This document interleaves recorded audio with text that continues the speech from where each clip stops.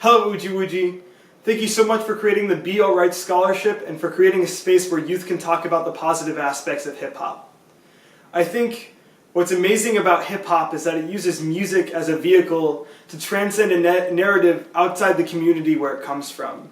And I think that's really evident when you look at the history of hip-hop, from a house party in the Bronx to a worldwide phenomenon now where everyone can participate in certain ways, but what's core at it is the narrative where it started from, and that's the black narrative in America. And it creates a platform where more people can relate to it, because there's places in America where people don't even think about institutionalized racism. What hip-hop allows those communities to see is what institutionalized racism looks like.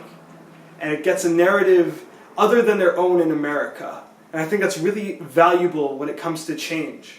And the best part of that narrative is that we can dance to it, and that it's alive, and that it's active. And it's exciting to explore these verses that have so many layers and meanings. And it's clearly educational to do so, and to not only look at the lyrics and the beats, but also the artwork on the album and the culture of graffiti and all these different aspects that come from it. I think it's really beautiful and connecting and just awesome. After Kendrick Lamar's Mortal Man.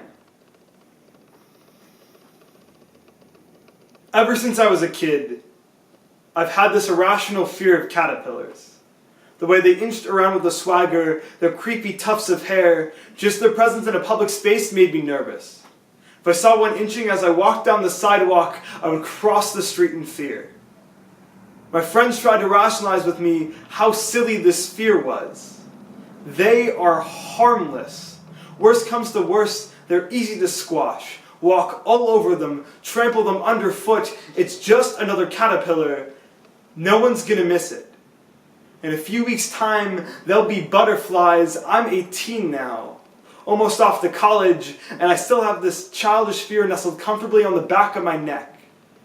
I've been wondering where I've learned this behavior, if it's deeper. If anyone else has the same fear of things that have the potential to become so beautiful. I've seen the news stories lately of Eric Garner getting squashed in a chokehold, of 5 bullets piercing holes through Walter Scott's cocoon as we watched his beauty bleed out of them on loop on every news channel, of inner city schools starved with food deserts and budget cuts so their kids can't even make their own cocoons, so afraid to watch that black boy fly, of black bodies being treated like bugs that needed exterminating, black men, women, and children stunted and murdered for the swagger in their walk, because of their nappy hair, because of our fear of them in public space, spending so much effort to make butterflies ashamed of the color on their own wings. Makes me realize I've crossed streets before in fear for more reasons than just a caterpillar. That maybe this fear is generational.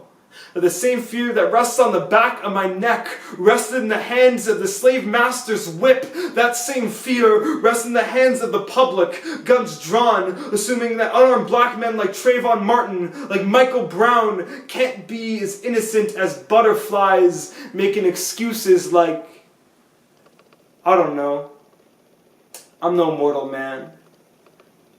Maybe it's just another accident.